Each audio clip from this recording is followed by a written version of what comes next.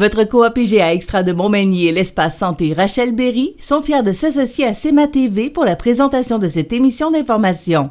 Toujours soucieuse d'être près de sa communauté, votre coopérative d'alimentation s'implique dans le mieux-être de ses 150 employés, à toujours satisfaire davantage ses 6275 sociétaires et à répondre en tout point à leurs besoins. Supportez les organismes de bienfaisance et les entreprises du milieu. Votre magasin coop IGA Extra de Montmagny, c'est tout ça et bien plus. Bonne émission! L'émission Bonjour Côte-du-Sud, une présentation d'Uniprix Santé, 79 de la Fabrique Montmagny. Uniprix Santé, là où le mot professionnalisme prend tout son sens. Un accueil toujours chaleureux et un service de proximité est accordé à notre précieuse clientèle. Entouré d'une équipe dynamique, notre priorité est de bien répondre à vos attentes et à vos besoins. Uniprix Santé vous offre aussi le service de livraison. Propriété de Daniel Lachance, au service de la communauté à l'aide de professionnels de la santé. Uniprix Santé, avenue de la Fabrique Montmagny, 248 55 95. Les Caisses Desjardins de Montmagny-Lillet, fier partenaire de l'émission Bonjour Côte-du-Sud. Les Caisses Desjardins de Montmagny-Lillet, fier partenaire de l'émission Bonjour Côte-du-Sud. Tous ensemble, nous contribuons à faire rayonner des milliers de jeunes. Desjardins, toujours là pour faire briller la jeunesse. Je vous souhaite la bienvenue à cette autre émission Bonjour Côte-du-Sud en vacances avec un spécial 10e anniversaire parce que CEMA TV souligne son 10e anniversaire cette année. Alors, dans le cadre de l'émission du 27 juillet, on se rappellera les grands moments de 2015 dans le bulletin d'information. Et comme notre ami Jonathan Renière est en vacances, eh bien, la chronique culturelle fera place à une entrevue que nous avons réalisée le 15 avril 2015 avec l'ex-chef NPD et ex-chef de l'opposition officielle, M. Thomas Mulcair, qui était venu à nos studios. Il y aura l'entrevue du jour qui sera présentée avec Jean-Pierre Després de la Faculté de médecine de l'Université Laval, Institut de cardiologie, entrevue que nous avons réalisée le 2 juillet 2015. Je vous souhaite donc une excellente émission rétro dans le cadre de Bonjour Côte-du-Sud en vacances, édition du 10e anniversaire de CEMA TV. On se rappelle 2015. Bonne...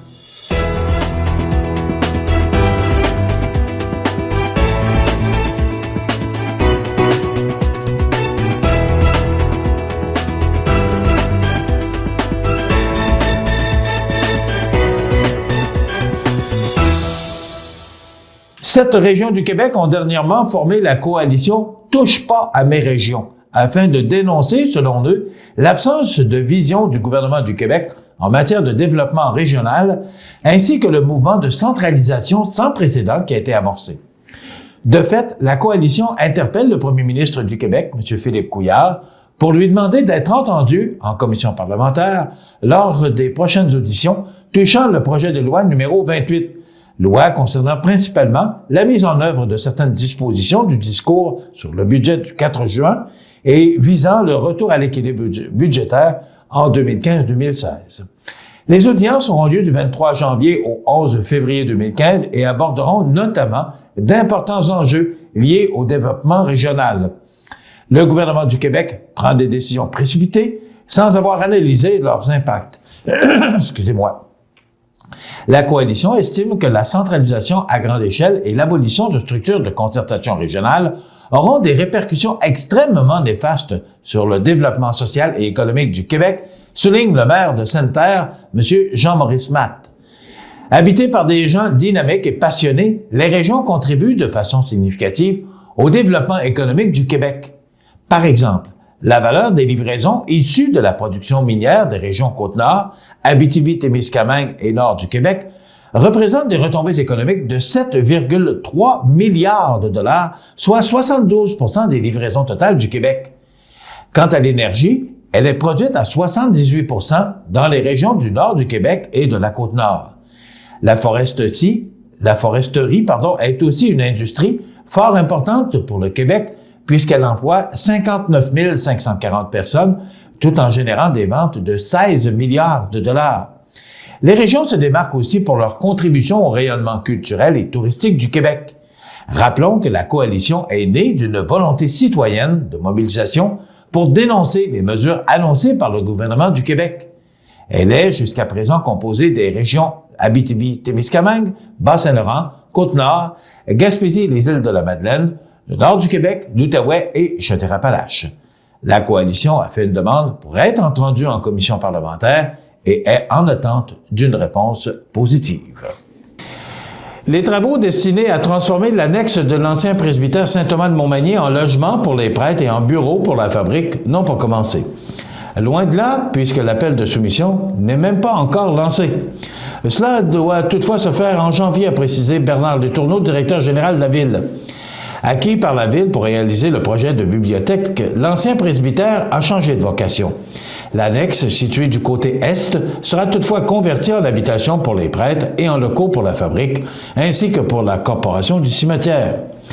La conception des plans de réaménagement de l'annexe pour répondre aux besoins des futurs locataires a pris un peu plus de temps que prévu. L'appel d'offres sera publié sous peu. Quant au début des travaux, il est prévu au début mars, de préciser le directeur général de la Ville, et si tout va bien, le chantier doit s'étendre sur 2 à 3 mois pour se terminer vers la fin du mois de mai, poursuit M. Letourneau. Le rez-de-chaussée abritera les locaux de la fabrique de la Corporation du cimetière, ainsi que la cuisine et une salle de conférence. 2 unités, chambres et bureaux seront aménagées à l'étage. Pour sa part, l'abbé Michel Talbot a sa propre demeure à Montmagny. En conclusion, on en saura plus sur le coût estimé des travaux à l'ouverture des soumissions. Loin d'être un projet éminent, la Ville de Montmagny souhaite initier une discussion concernant un éventuel réaménagement du boulevard Taché. En ce sens, le 14 janvier dernier, la Ville et la Société de développement économique de Montmagny, la SEDEM, en collaboration avec la Chambre de commerce de Montmagny, ont rencontré les gens d'affaires ainsi que les organismes de développement économique afin de recueillir leurs commentaires à ce sujet. Au cours de cette consultation, quelques représentants de la Ville ont exposé un bref aperçu de la situation, ainsi qu'une projection du réaménagement du boulevard Taché afin d'amorcer un dialogue. Près d'une 50aine de personnes ont assisté à la rencontre qui s'est avérée riche en questionnements et en propositions. Nous sommes conscients des problématiques qui affectent le boulevard Taché, notamment au niveau de la sécurité et de la circulation, à la fois pour les automobilistes, les cyclistes et les piétons. Certaines améliorations ont été effectuées au cours des dernières années, a expliqué le maire de Montmagny, Jean-Guy Desrosiers. Nous nous permettons aujourd'hui de rêver en démarrant une discussion et nous sommes ouverts aux idées et aux avis de conclure ce dernier. Même si le réaménagement du boulevard Taché est un projet de longue haleine dont la mise en œuvre ne s'effectuera pas au cours de la prochaine année, la Ville de Montmagny considère que certaines modifications respectant les cadres budgétaires peuvent être envisagées afin de sécuriser les usagers. Les personnes qui souhaitent émettre leurs opinions et leurs suggestions peuvent communiquer par courriel à l'adresse suivante mprévost ville.montmagny.qc.ca. Les propriétaires du bistrot La Fontaine, Mme Bianca Bernier et M. Martin Desroches, viennent d'annoncer une importante transaction. En effet, il s'agit d'une grosse nouvelle en ce qui les concerne, puisque ces derniers acquièrent la boutique du charcutier et relocaliseront leur bistrot dans l'actuel Dancing Centre-Ville. Le bistrot La Fontaine déménagera donc au 3 boulevard Taché-Est dès le mois de mars. Le restaurant occupera ainsi les actuels locaux du Dancing Centre-Ville, propriété de Chantal Clavette et Yvon Boulay, et conserveront les loteries vidéo et les tables de billard de l'actuel bar lounge dans sa formule. Il s'agit d'un concept de restauration unique à Montmagny qui comptera 75 places en salle à manger, 75 places au resto-bar et 60 places pour la terrasse, et ce, tout en permettant l'opération d'une salle de réception pouvant accueillir jusqu'à 100 personnes. Bianca Bernier et Martin Desroches deviennent également, dans cette transaction, les propriétaires de la boutique du charcutier. Dès le 1er mars, le bistrot La Fontaine poursuivra les opérations de la boutique avec les fromages et charcuteries, et ce qui leur permettra de compléter leur offre de services de traiteurs déjà bien implantés à Montmagny. Grâce à cette importante transaction, le bistrot La Fontaine offrira, tout sous un même toit, des 5 à 7, de la restauration, du divertissement, une salle de réception, un traiteur et une boutique des produits du terroir et des produits maison. L'équipe du bistrot La Fontaine s'agrandira par l'embauche d'une dizaine de personnes supplémentaires. C'est donc une équipe d'environ 40 personnes qui accueilleront les clients avec le savoir-faire du tandem Bernier-Desroches. La venue de la restauration dans l'ancien Dancing Centre-Ville permettra donc d'offrir un service supplémentaire aux clients de l'hôtel qui demeurera la propriété de Mme Clavette et M. Boulay, que ce soit pour le petit déjeuner ou autre, et ce, sans avoir à sortir à l'extérieur grâce à un accès intérieur entre l'hôtel et le restaurant. Il est rare que les assemblées du conseil de la ville de Montmagny attirent les foules. Pourtant, ce fut le cas du 2 février dernier, alors qu'une cinquantaine de personnes ont envahi la salle du conseil. Des citoyens domiciliés, pour la plupart sur le chemin du Golfe, venaient s'informer et exprimer leurs craintes concernant un projet d'implantation d'un site de production d'asphalte dans leur secteur. Un promoteur, Pavage Portneuf, a entrepris des démarches auprès de la ville pour opérer un tel site à proximité de la matière première, puisqu'il existe déjà une carrière à cet endroit. Celle-ci est située à quelques 600 pieds du bord de la route principale, selon les informations transmises par l'administration municipale. Or, des résidents s'inquiètent de l'arrivée d'un tel site d'exploitation. Ils craignent la contamination de l'eau, la restriction des cultures, l'augmentation du trafic et de l'activité de concassage. Pour sa part, la ville voyait certains avantages à l'implantation d'un autre plan d'asphalte à Montmagny, car celui situé près du parc industriel ne peut toujours pas répondre aux besoins locaux, étant accaparé par les chantiers sur l'autoroute, explique le maire Jean-Guy Desrosiers. La ville a entrepris la procédure de modification de zonage pour usage conditionnel. Toutefois, si une requête est formulée en ce sens, la Ville devra permettre l'ouverture d'un registre qui recueillera les signatures des opposants au projet. Si le nombre dépasse le seuil requis, la Ville devra trancher entre deux options: tenir un référendum accessible uniquement aux résidents et propriétaires du secteur concerné ou encore abandonner le projet. Le maire de Montmagny, Jean-Guy Desrosiers, qui était de passage mardi matin sur les ondes de CMA-TV, a confirmé que le projet d'implantation d'un plan d'asphalte dans le secteur du chemin du Golfe par Pavage Portneuf venait tout juste d'être abandonné. Selon le maire, le conseil de ville en a décidé ainsi, puisqu'un référendum sur la question était rendu possible en raison des 79 citoyens du secteur qui ont signé le registre.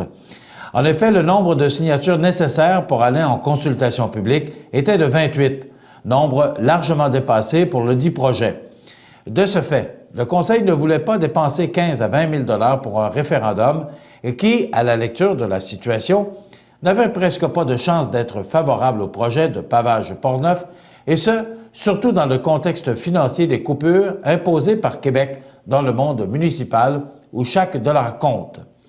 M. Desrosiers a toutefois reconnu que la Ville ne pouvait en faire davantage dans ce dossier, puisque Pavage Portneuf n'avait, quant à lui, pas assez fait pour la promotion du bien fondé d'une usine d'asphalte auprès des citoyens du secteur du chemin du Golfe.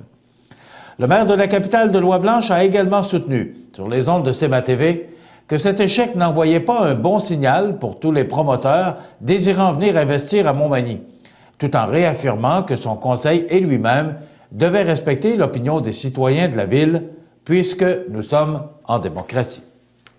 Bien que le baril de pétrole se transige présentement à tout près de 48 $ le baril, ce n'est que tout récemment que le prix du mazout a récemment descendu.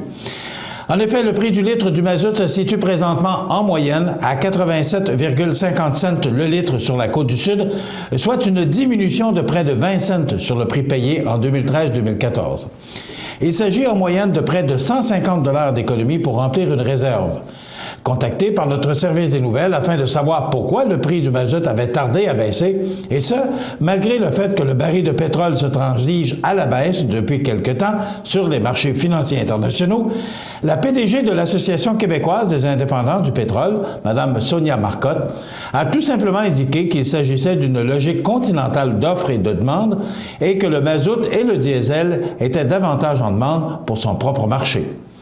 Questionné également à savoir pourquoi le diesel coloré utilisé pour la machinerie agricole était beaucoup moins onéreux que le diesel vendu à la pompe, soit 17 cents le litre en moins, Mme Marcotte a souligné que le diesel vendu pour la machinerie agricole, ainsi que pour les appareils de chauffage à l'huile, était uniquement soumis à la TPS et à la TVQ, et non aux autres taxes émises spécialement pour la route. D'ailleurs, à ce sujet, un individu qui serait surpris à utiliser du mazout dans sa voiture diesel hériterait d'un constat d'infraction de 500 $ pour la première offense et de 2000 $ s'il y avait récidive dans un délai de 5 ans.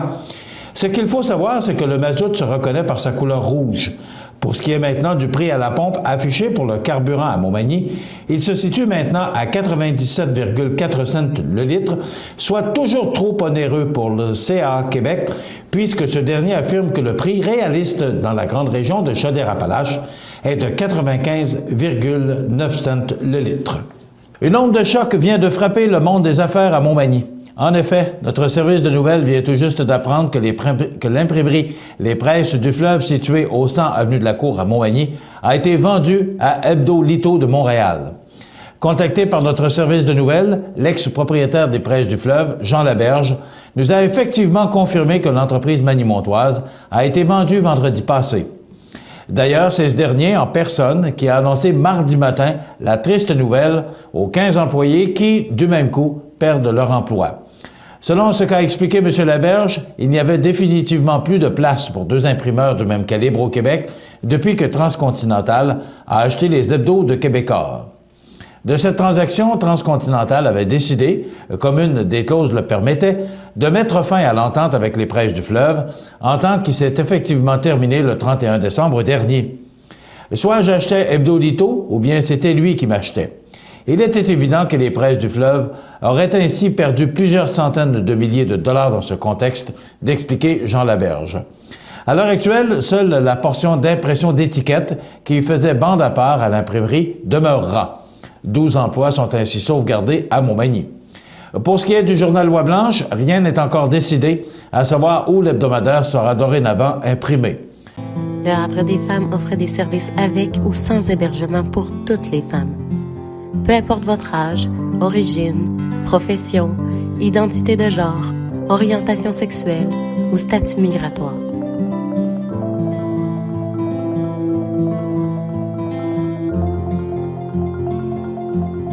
Appelle-nous ou écris-nous. Tu nous dérangeras jamais. 418-247-7622. Un nouveau nom, une nouvelle vocation. Les économies du centre-ville. Votre dépanneur du centre-ville au 9 Saint-Jean-Baptiste-Est à Montmagny devient les économies du centre-ville. Loterie, tabac, produits d'épicerie, enfin, tout ce que vous désirez d'une épicerie qui porte le nom Économie du centre-ville. On vous attend. Les nouvelles du sport. Une présentation de votre Canadian Tire Montmagny, le magasin le plus complet de la région. Votre Canadian Tire Montmagny vous offre un inventaire complet pour votre magasinage. De plus, retrouvez un immense choix de produits pour votre animal de compagnie. Votre Canadian Tire à Montmagny, la place par excellence pour magasiner à Montmagny. Moins de 4 mois avant la tenue de la boucle Vidéotron à Montmagny, les organisateurs de ce grand rendez-vous sportif, chapeauté par l'équipe Grand Défi Pierre Lavoie, ont apporté la touche finale au parcours de 135 km qu'emprunteront les quelques 5000 cyclistes attendus sur la ligne de départ le 13 juin prochain à Montmagny. C'est donc à 10 heures du côté de l'école secondaire Louis-Jacques Cazot que le coup d'envoi sera donné. Les participants traverseront d'abord les municipalités situées à l'est de Montmagny, soit Cap-Saint-Ignace et Lillet, pour ensuite revenir vers l'ouest, sillonner les routes de Saint-Pierre-de-la-Rivière-du-Sud, Saint-François-de-la-Rivière-du-Sud, de la Durantaie, Saint-Michel-de-Bellechasse, Saint-Vallier et Berthier-sur-Mer pour revenir à Montmagny. Fidèle à ses habitudes, le comité organisateur compte bien offrir aux boucleurs une fête d'arrivée haute en couleurs dont ils se souviendront longtemps. Bien que les détails entourant ces festivités seront donnés ultérieurement, on peut déjà annoncer que cette année, c'est le réputé chef Louis-François Marcotte qui aura le mandat de nourrir les nombreux athlètes. Du côté des inscriptions, l'édition 2015 de la boucle Vidéotron est en train d'atteindre un nouveau sommet puisque l'évolution est encore plus rapide que l'an dernier. Au moment d'écrire ces lignes, le cap des 4000 inscriptions était sur le point d'être franchi. Les personnes souhaitant effectuer un changement dans leurs habitudes de vie peuvent toutefois encore s'inscrire au LEGDPL, le Grand Défi Pierre Lavoie, donc le LEGDPL.com/la boucle et espérer mettre la main sur une paire de lunettes Rudy Project aux couleurs du Grand Défi Pierre Lavoie d'une valeur de 150 $ qui sera remise aux 4000 premiers inscrits. Comme le parcours de la boucle est non chronométré, il est accessible aux cyclistes de tous les niveaux. D'ailleurs, l'humoriste Philippe Laprise sera de la partie. Les nouvelles du sport. Une présentation de votre Canadian Tire Montmagny, le magasin le plus complet de la région.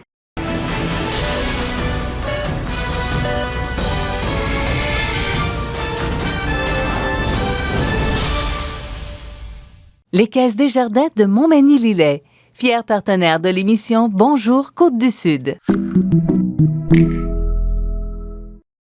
Merci.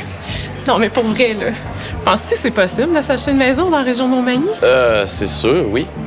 C'est probablement probable. Pourrais-tu même apprivoiser une oie blanche? Ce serait probablement probable. Est-ce qu'on pourrait jouer à tag avec tous les résidents de la région? Probablement probable. Puis si jamais j'ai besoin de 100 000 $ pour me partir en affaires? Et je sais pas. Faudrait regarder avec la MRC. Cours la chance de gagner 100 000 $ pour créer ton projet entrepreneurial. Rends-toi au probablementprobable.com. Le club de golf Montmagny est un superbe terrain de golf avec son panorama donnant directement sur le majestueux fleuve Saint-Laurent. Son parcours de 18 trous en normal 72 a de quoi donner des maux de tête même aux habitués de ce sport. D'une distance de 6400 verges, le club de golf Montmagny mettra à profit l'ensemble des bâtons dont vous disposez.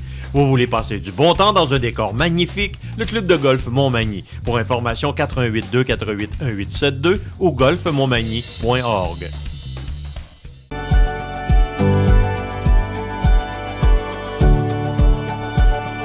Promutuelle Assurance Montmagny-Lillet. Ristourne, 3 250 000 $. 88 248 7940. La la la la la la la. Oui, c'est pour une livraison, s'il vous plaît. C'est pour une small fromage. Oui. Hey, non. C'est pas... Excuse-moi, c'est plus une médium que je voulais. Une médium fromage. Oui. Hey, tu vas me trouver fatigant, mais je pense que je vais y aller pour une large, une extra large. Plus une extra large. Gars, on y va, extra large fromage. Ouais, puis je rajouterai 2 extra bacon.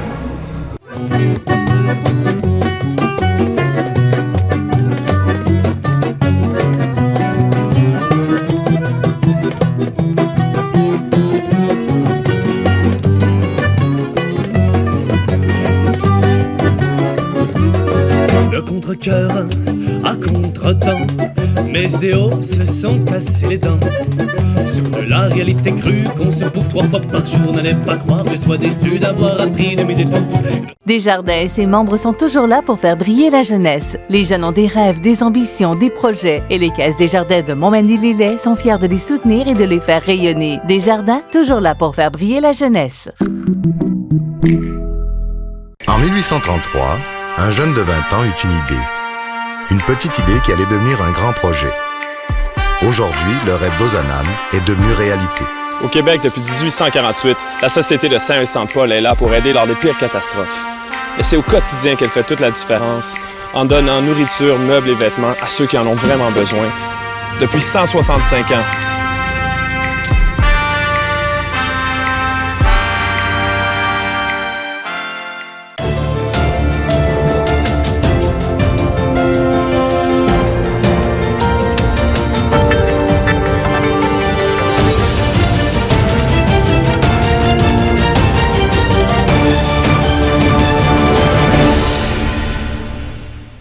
Vous regardez CEMA TV, le média numéro 1 sur la Côte-du-Sud. Bonjour, mesdames, messieurs, bienvenue à notre émission Bonjour Côte-du-Sud. Et vous remarquez ce personnage connu, il est à nos studios aujourd'hui. Il nous fait l'honneur de sa visite, M. Thomas Molcar. Salut, M. Montmagny. Qui est chef du NPD du Canada, je vais bien le dire, et chef de l'opposition officielle à la Chambre des communes. C'est bien ça. Bienvenue chez nous. Plaisir d'être de retour chez vous. Oui, parce que vous êtes venu en lors 2012, de la dernière campagne, en 2012. Oui. M. Molcar, j'ai bien des questions pour vous. Allez-y. La première qui me vient à l'esprit, il faut absolument que je vous la pose. Vous pensez quoi de la décision de la Cour suprême hier concernant cette fameuse prière et cette demande auprès de l'au-delà de la part du maire, mais qui chamboule beaucoup et qui suscite beaucoup de discussions. Vous en pensez quoi?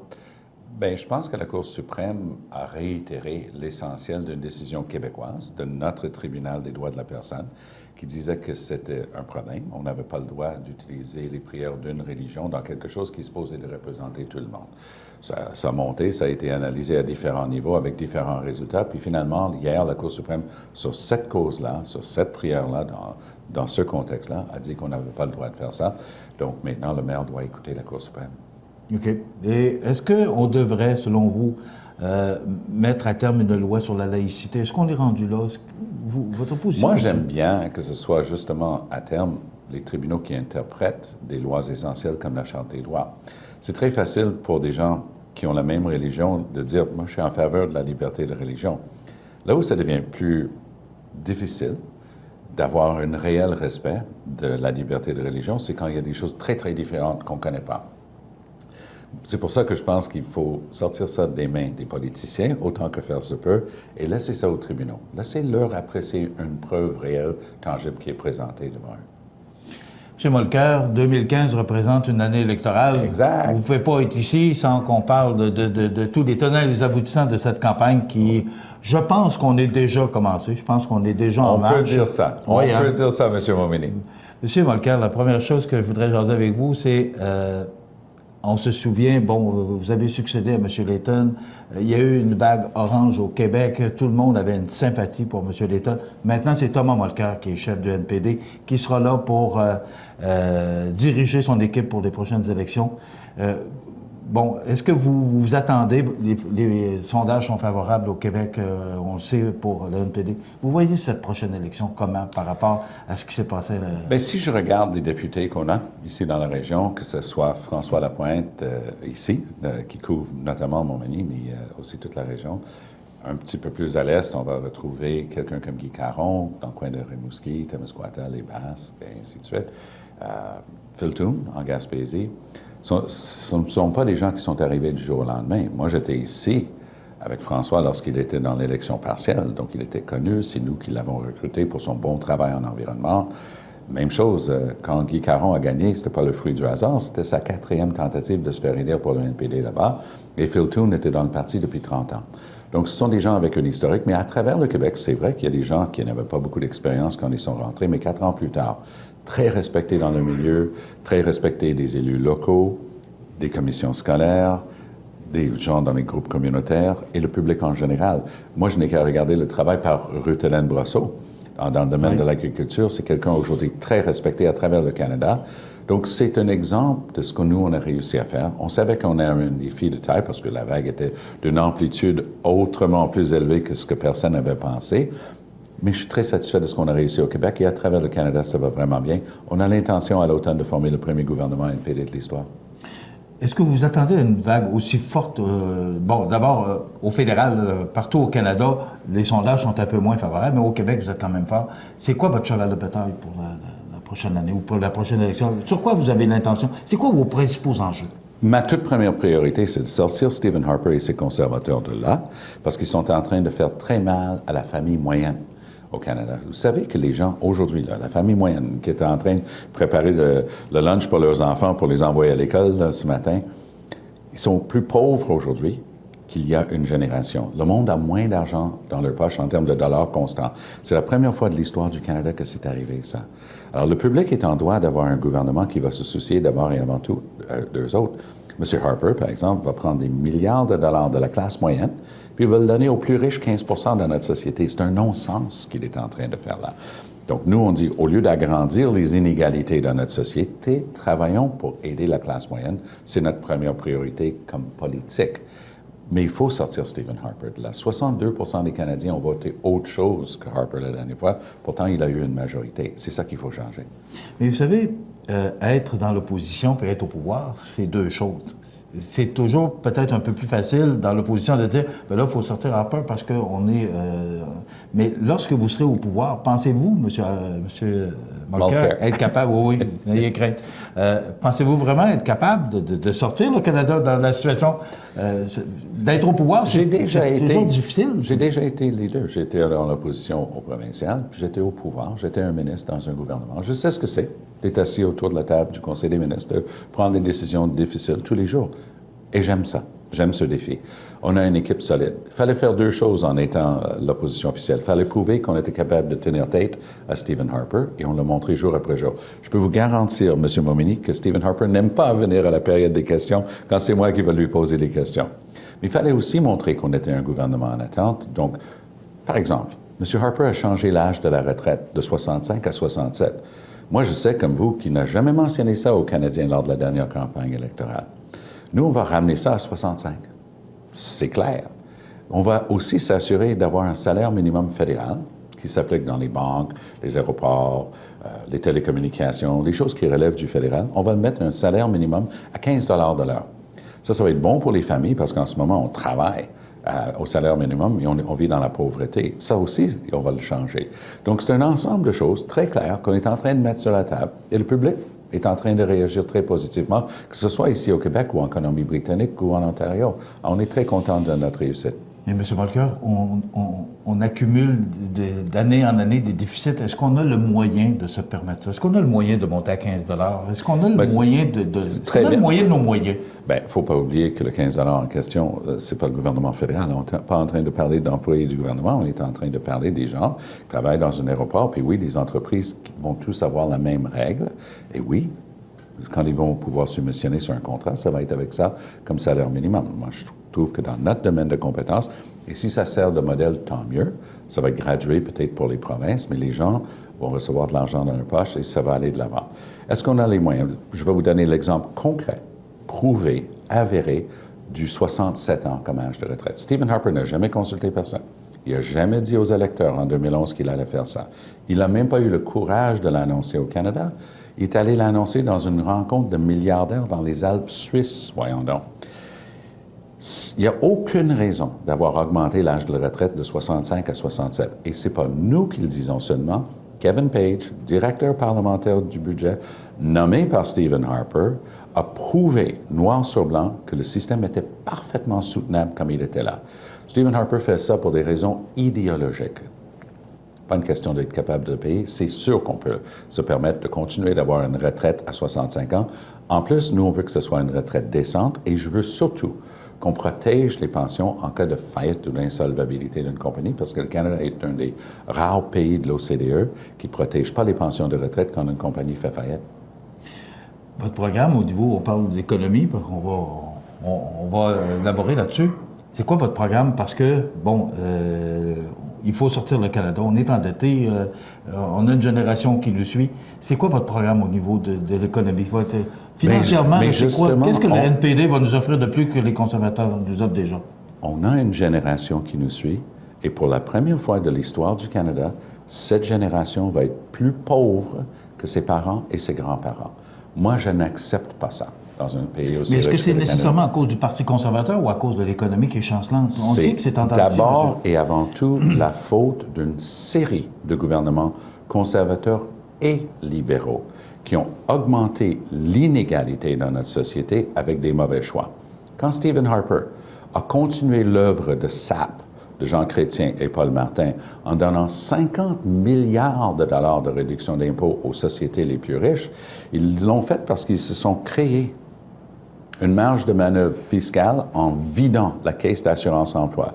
Donc, les petites compagnies manufacturières d'ici, qui en arrachaient avec le dollar élevé, qui avaient des employés qui tombaient en chômage, il n'y avait plus d'argent dans la caisse parce qu'ils avaient donné ça aux sociétés les plus riches. Nous, on va aider les petites et moyennes entreprises qui, rappelons-le, créent 80% des nouveaux emplois au Canada.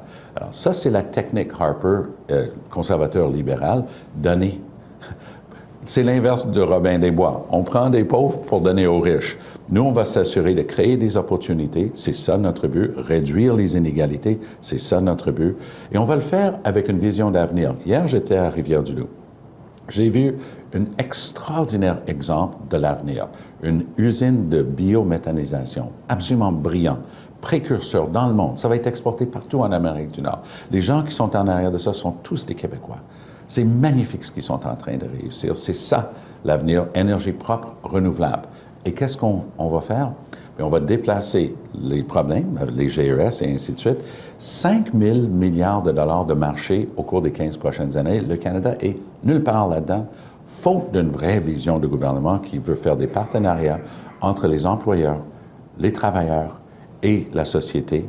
C'est ça que nous allons faire. M. Walker, vous parlez beaucoup de M. Harper, mais il y a M. Trudeau aussi, là, qui est votre opposant aussi aux prochaines élections. Oui. Vous le voyez où dans l'échiquier? Moi, je vois que c'est exactement le même combat, parce qu'ils ont les mêmes politiques en matière sociale, en matière environnementale et en matière économique.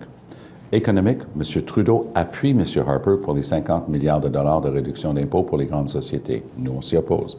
Côté environnemental, M. Trudeau appuie Stephen Harper pour l'oléoduc Keystone XL exporte 40 000 emplois canadiens vers les États-Unis. Lui, il veut ça.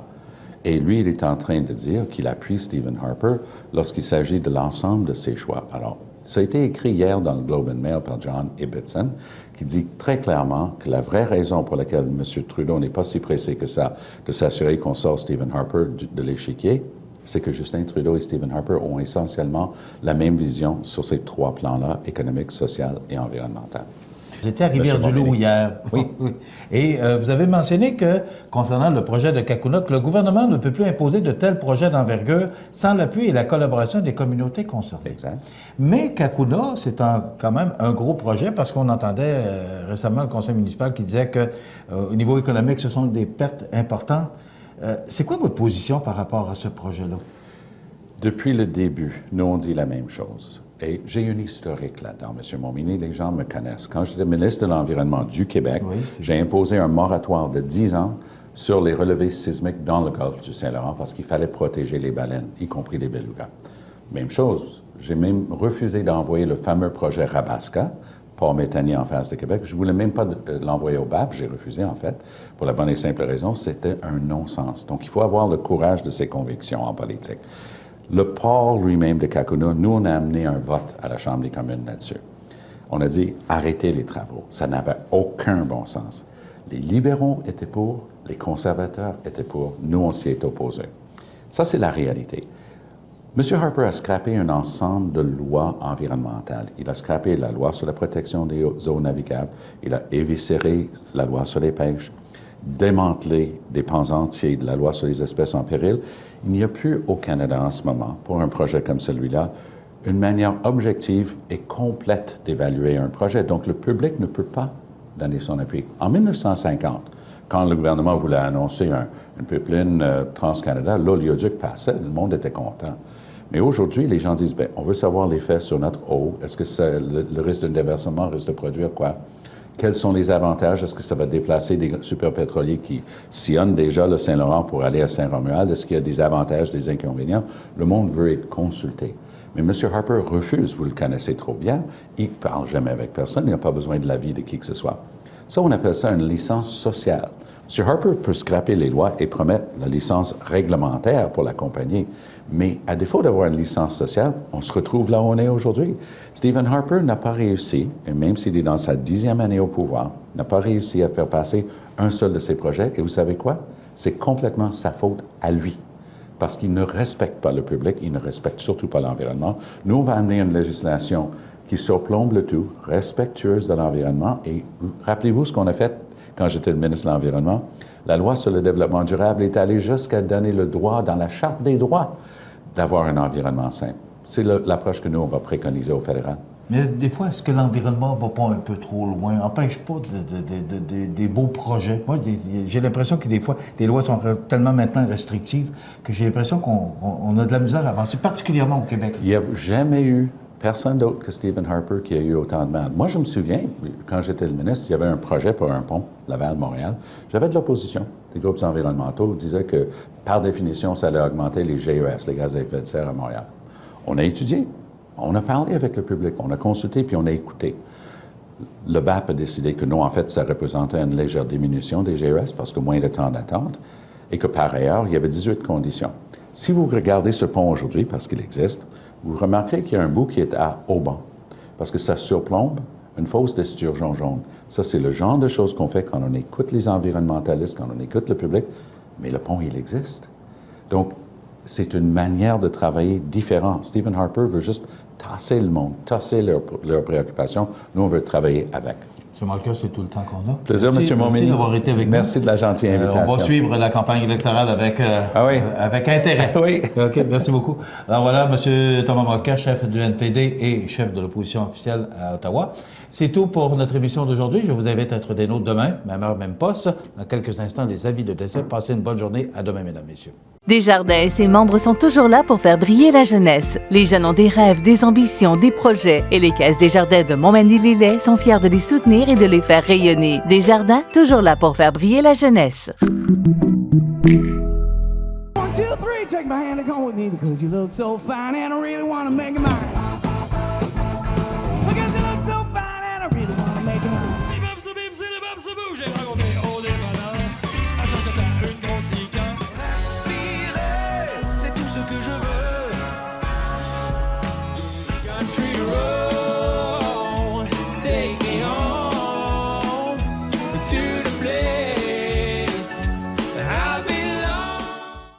Votre magasin Coop, c'est un large éventail de fruits et légumes, des gâteaux personnalisés, des mets cuisinés préparés sur place, des bouchées à votre service, des charcuteries et des fromages, des poissons frais à tous les jours, des produits locaux, sans oublier le comptoir Yuzu Sushi Express et les nouvelles caisses libre-service.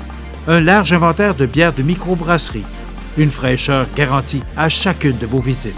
Venez vivre la différence. Achetez local à votre magasin Coop IGA Extra de Montmagny. Merci. Non, mais pour vrai, là, penses-tu que c'est possible de s'acheter une maison dans la région de Montmagny? C'est sûr, oui. C'est probablement probable. Pourrais-tu même apprivoiser une noix blanche? Ce serait probablement probable. Est-ce qu'on pourrait jouer à tag avec tous les résidents de la région? Probablement probable. Puis si jamais j'ai besoin de 100 000 $ pour me partir en affaires? Et je sais pas. Faudrait regarder avec la MRC. Cours la chance de gagner 100 000 $ pour créer ton projet entrepreneurial. Rends-toi au probablementprobable.com. Bonjour, je peux vous aider? Ouais. Je suis comme pas sûr de mon choix.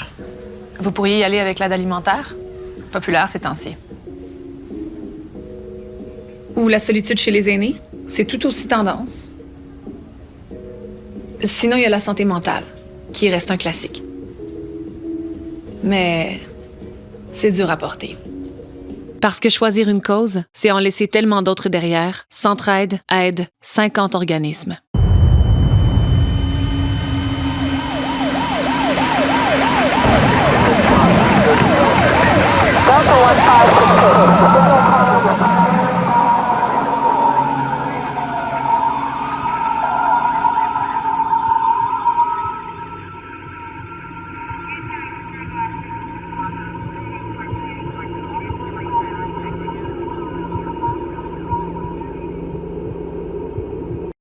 Vous regardez CEMA TV, le média numéro 1 de l'information sur la Côte-du-Sud. Alors récemment, le premier ministre du Québec annonçait des nominations à l'Ordre national du Québec. Et mon prochain invité, qui est originaire de Montmagny, le Dr Jean-Pierre Després, qui est directeur de la recherche en cardiologie de l'Institut de cardiologie et de pneumologie du Québec, a été reçu de l'Ordre national du Québec. Monsieur Jean-Pierre, bonjour. Bonjour. Ça fait plaisir d'être à Montmagny. Oui. Bonjour Montmagny-Montois. Bon. Ça va bien? Ça va très bien. On essaie de se garder en forme parce qu'on travaille fort. Donc, faut être actif physiquement au travers de ça. Puis, on a eu un terrain de jeu extraordinaire. On va aller tout de suite dans le vif du sujet. On va se remémorer il faut, des moments extraordinaires, des émotions incroyables qu'on a vécues quand le grand défi Pierre Lavoie est passé par Montmagny. C'était une source de très, très grande fierté.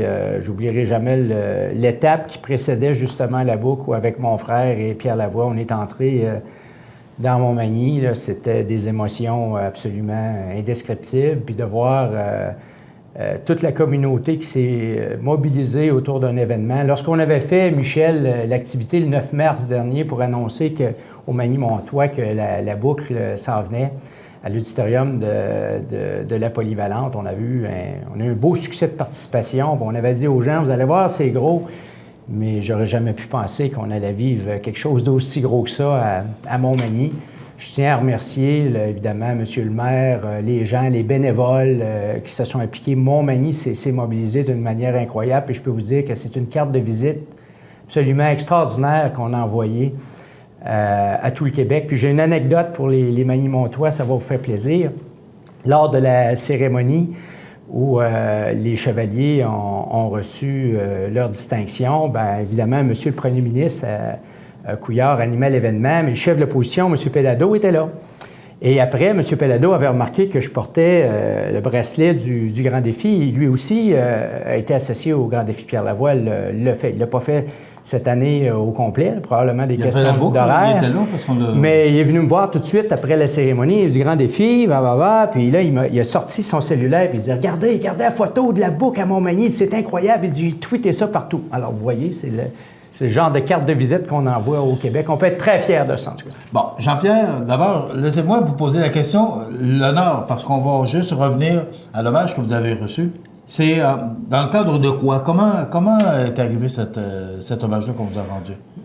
Écoutez, je vais être franc avec vous, je suis un petit peu inconfortable avec les hommages, les distinctions. Cela dit, écoutez, ça fait plaisir. Là, quand, encore une fois, le premier ministre vous faites partie d'un groupe d'individus de différents domaines, des arts, du monde des affaires, encore une fois, de la médecine, de la science, tout ça.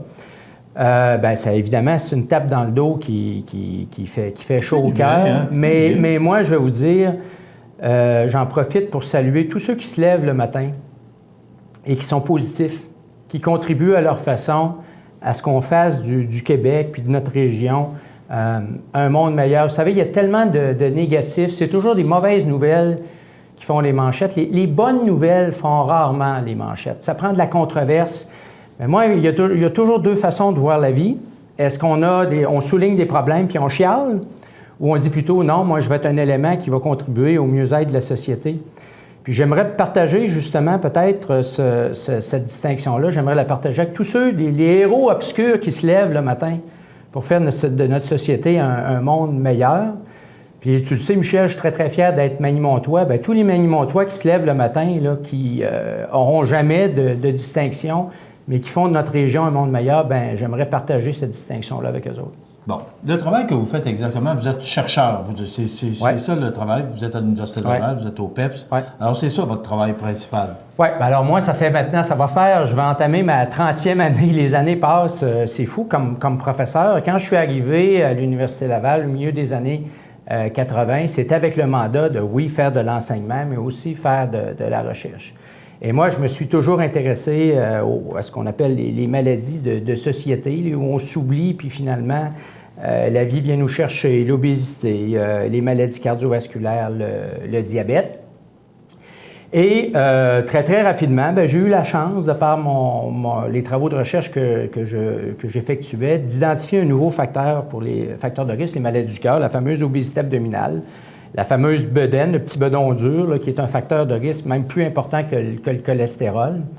Et je dirais c'est peut-être cette notion-là que j'ai mis dans la littérature médicale il y a 25 ans qui m'a peut-être fait connaître un petit peu. Et depuis, bien évidemment, encore une fois, ça c'est dans ma nature, c'est une chose de dire on a un problème, ce petit bedon-là, mais qu'est-ce qu'on fait après pour soit le prévenir ou le traiter? D'où l'importance aussi de s'intéresser beaucoup justement à la façon dont on mange, à notre mode de vie, si on dort bien, si on bouge bien, si on bouge régulièrement. Et évidemment, là, on est très proactif. On a énormément de travaux de recherche qui montrent justement que si on effectue de petits changements dans notre quotidien, bien, on peut considérablement améliorer notre santé. Pas juste notre espérance de vie, mais la qualité de notre vie. Est-ce que le message passe? Quand on voit des 6000 cyclistes ici à Montmagny, là, dans le cadre de la boucle, là, on regarde le monde qui participe au grand défi, on regarde de plus en plus de compétitions de bicyclettes, les gens de randonnée. Le message commence à passer. Moi, Michel, ça fait 30 ans, Jean-Pierre, mais j'ai l'impression que plus on avance dans le temps, plus le message passe. Oui, bien, je vais vous dire, il y a, à cause, encore une fois, puis ça, j'aimerais rendre hommage à Germain Thibault et à Pierre Lavoie, qui sont les deux cofondateurs. Alors, il y a l'athlète, le père, qui a vécu des choses incroyables, puis il y a le génie, l'ancien réalisateur à Radio-Canada, Germain Thibault. Vous l'avez vu, ce qu'il est capable de faire, ce qu'il a amené à Montmagny, c'est absolument spectaculaire comme environnement. Et moi, il y a une vingtaine d'années, encore une fois, on avait déjà les messages qu'on véhicule maintenant, ils existaient il y a une vingtaine d'années. J'étais très pessimiste. Je me disais, je vois pas comment on s'en va vraiment dans une mauvaise direction.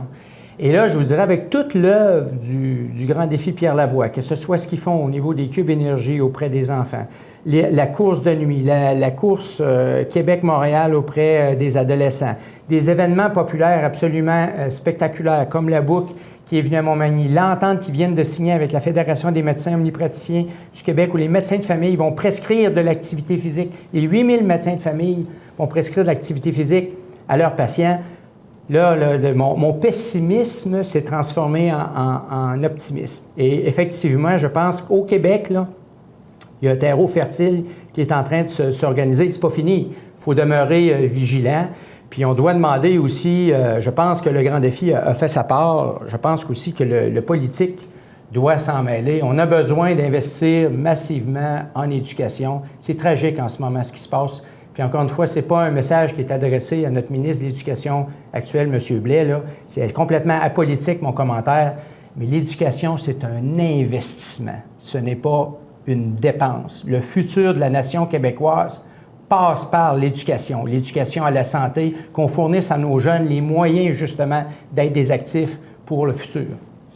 Maintenant, vous allez tenir une activité par rapport à tous les gens qui ont participé à la boucle, particulièrement, mais aussi le 12 juillet au PEPS, un après-midi éducatrice. Bon, vous continuez, là, vous ne lâcherez pas. Il faut continuer à passer le message. Absolument. On est très fiers. Vous savez, Michel, du 8 au 12 juillet, les meilleurs chercheurs au monde dans le domaine de la prévention vont se réunir. On organise un congrès international au Centre des congrès. On est très, très fiers. On fait venir les champions de la prévention dans le monde entier vont se rencontrer et discuter justement du 8 au 12 juillet au Centre des congrès. Mais évidemment, ça, c'est un congrès qui est fermé. C'est un congrès qui est dédié, encore une fois, aux médecins, aux chercheurs, aux étudiants, aux médecins qui sont en formation. Et ça va se passer en anglais parce que c'est un congrès international. On va avoir des gens de la Chine, de l'Europe, de partout dans le monde. Mais c'était très important, très cher à mon cœur, d'organiser une activité grand public pour dire aux gens, ben là, quand vient le temps de mieux manger, de bouger, tout ça, qu'est-ce que la science, qu'est-ce que la recherche apporte comme message? Alors, on est très, très fiers. Le 12 juillet en après-midi, alors tous ceux qui ont fait la boucle ou qui veulent justement là, savoir quelles sont les dernières découvertes en termes de prévention, de mieux vivre, puis très, très vulgarisé, on va avoir des experts. Alors, on organise des activités grand public au Super PEPS de 14h à 17h le 12 juillet en après-midi, dimanche 12 juillet en après-midi. Alors, les gens qui ont fait la boucle ou les gens qui vont vouloir faire la boucle l'année prochaine, dans les prochaines années, qui veulent justement prendre en charge leur santé, on va avoir plus de 25 kiosques. On va avoir un plateau de télévision, là, où, encore une fois, des spécialistes vont parler, en français, s'il vous plaît, de façon très, très vulgarisée à la population. Je vais me transformer en animateur, Michel, pour cet après-midi-là. C'est moi qui va animer, l'émission. Puis on invite justement alors tous les gens de la grande région de Québec à venir participer à cet événement-là. Et moi, en tant que Manimontois, j'espère avoir le plaisir de voir plusieurs centaines de Manimontois à cet événement-là. Encore une fois, 12 juillet en après-midi à 14h au Super PEPS. Je parlais à votre adjointe qui me disait que vous avez Montmagny tatoué sur le cœur. Absolument. C'est vrai parce que vous êtes un Manimontois puis vous le répétez souvent. Comme je le dis toujours, Michel, tricoté en laine de Montmagny. Jean-Pierre Després, merci d'être venu nous voir. Puis, vous savez que vous avez une carte chouchou ici. Fait que si jamais, à un moment donné, il y a des activités, peu importe, ce sera le fun que vous veniez nous voir. Ça va nous faire grand plaisir, Michel. Merci beaucoup. Merci. Voilà, Jean-Pierre Després, qui est directeur de la recherche en cardiologie de l'Institut cardiologie et de pneumologie, voyons, j'ai de la misère avec ça, de Québec, qui est avec nous aujourd'hui. On s'arrête, on revient dans quelques instants. Le Havre des femmes offre des services avec ou sans hébergement pour toutes les femmes. Peu importe votre âge, origine, profession, identité de genre, orientation sexuelle ou statut migratoire.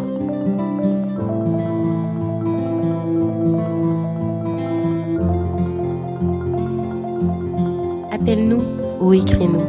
Tu nous dérangeras jamais. 418-247-7622.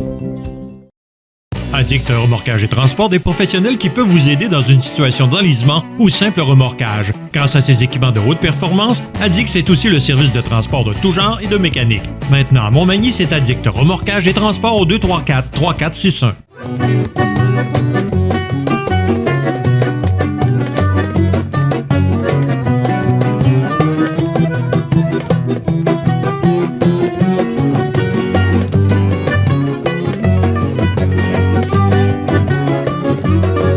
Contre-cœur à contre-temps, mes idéaux se sont cassés les dents.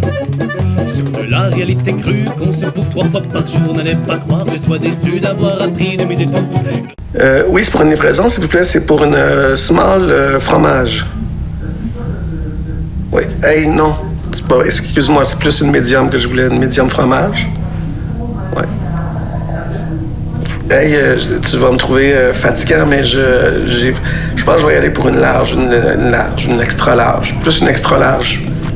Gars, on y va, extra large fromage. Ouais, puis je rajouterai 2 extra bacon.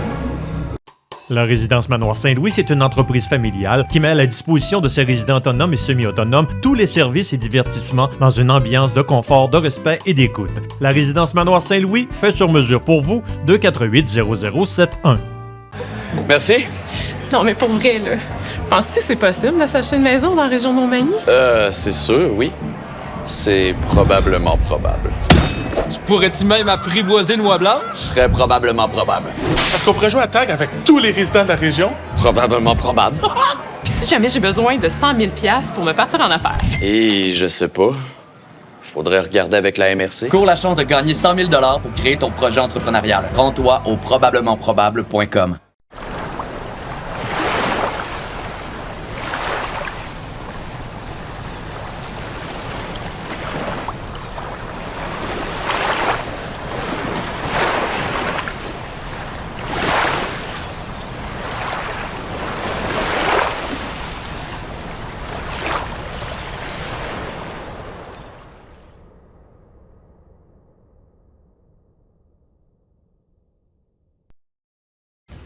Bonjour, je peux vous aider? Ouais. Je suis comme pas sûr de mon choix. Vous pourriez y aller avec l'aide alimentaire, populaire ces temps-ci. Ou la solitude chez les aînés, c'est tout aussi tendance. Sinon, il y a la santé mentale, qui reste un classique. Mais c'est dur à porter. Parce que choisir une cause, c'est en laisser tellement d'autres derrière. Centraide aide 215 organismes. Le réseau de télévision CMA-TV vous présente les avis de décès. Au centre d'hébergement de Cap-Saint-Ignace, le 9 juillet 2022, à l'âge de 82 ans, entourée de l'amour des siens, est décédée Dame Gisèle Gagné, fille de feu M. Lionel Gagné et de feu Dame Anita Letourneau. Elle demeurait à Montmagny. La famille recevra les condoléances à la résidence funéraire Boulanger, 31 avenue de la Fabrique Montmagny, vendredi 29 juillet à compter de midi. Les funérailles avec Eucharistie seront célébrées le même jour à 14 h en l'église Saint-Thomas de Montmagny. Les cendres seront déposées ultérieurement au cimetière de Montmagny. La famille remercie le personnel du centre d'hébergement de Cap-Saint-Ignace pour leurs excellents soins et leur gentillesse envers Gisèle. Vos témoignages de sympathie peuvent se traduire par un don à la Fondation de l'Hôtel-Dieu de Montmagny. Des formulaires seront disponibles à la résidence funéraire. La direction des funérailles a été confiée à la résidence funéraire Boulanger, 31 avenue de la Fabrique, Montmagny. À la maison d'Hélène de Montmagny, le 12 janvier 2022, à l'âge de 83 ans, est décédé M. André Fréchette, dit Bizot, époux de Mme Colette Fournier, et fils de feu M. Maurice Fréchette et de feu Dame Simone Boulay. Il demeurait à Montmagny. La famille recevra les condoléances à la résidence funéraire Boulanger, 31 avenue de la Fabrique, Montmagny, vendredi 29 juillet de 19 h à 21 h 30 et samedi à compter de midi. Les funérailles avec Eucharistie seront célébrées le samedi 30 juillet à 14 h en l'église Saint-Thomas de Montmagny. Les cendres seront déposées par la suite au cimetière de Montmagny. La famille tient à remercier le docteur Mario Godreau, la docteure Annie Mercier, la docteure Michel Boulanger et le personnel de la maison d'Hélène. Remerciements également à Mme Caron Comeau, ainsi qu'à Mme Louise Massé et l'équipe du CLSC de Montmagny, qui ont été des anges de cœur et de respect. Vos témoignages de sympathie peuvent se traduire par un don à la Fondation de l'Hôtel-Dieu de Montmagny ou à la Fondation de la Maison d'Hélène. La direction a été confiée à la résidence funéraire Boulanger, 31 avenue de la Fabrique, Montmagny. Aux familles éprouvées, la direction et le personnel du réseau de télévision CMA-TV offrent leurs plus sincères condoléances. L'émission Bonjour Côte-du-Sud, une présentation d'Uniprix Santé, 79 de la Fabrique Montmagny, au service de la communauté, 88 248 55 95.